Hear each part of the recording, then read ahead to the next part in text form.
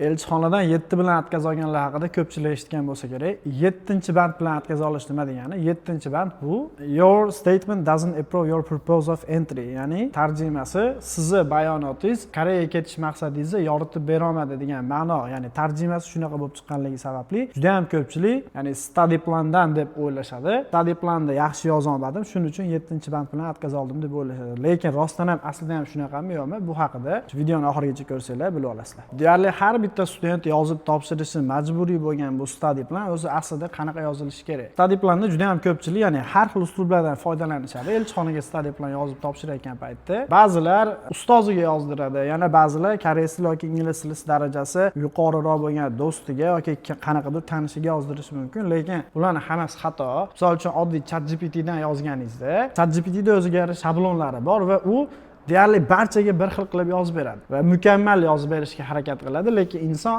unaqa qilmaydi. Insonda yozgan study planda xatolari bo'ladi. Ba'zi gaplari uzun, ba'zi gaplari qisqa yakunlanishi mumkin, lekin ChatGPTda doim o'sha bir xil struktura bilan yoziladi.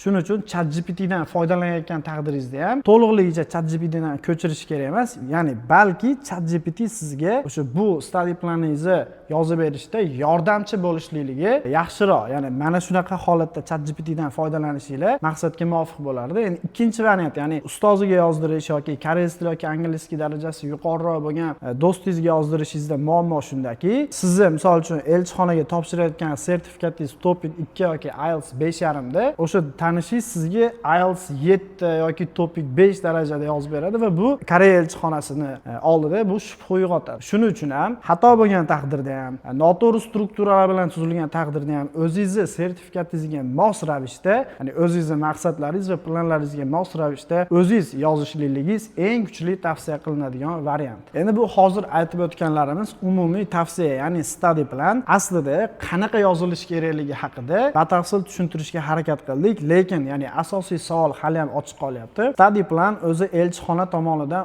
o'qiladimi? O'qilganda ham barchaniki sinchiklab o'qiladimi yoki ba'zi odamlarniki o'qilib, ba'zi odamlarniki shunchaki o'tkazib yuboriladimi?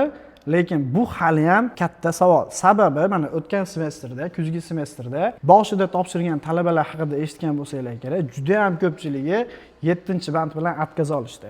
Juda ham ko'pchilikda shunaqa fikr shakllandiki, elchixonada ChatGPT yoki biron bir tanish orqali yozdirilgan study planlar yoppasiz, ya'ni ommaviy ravishda atkazib berilayotganligi haqida xabar tarqadi.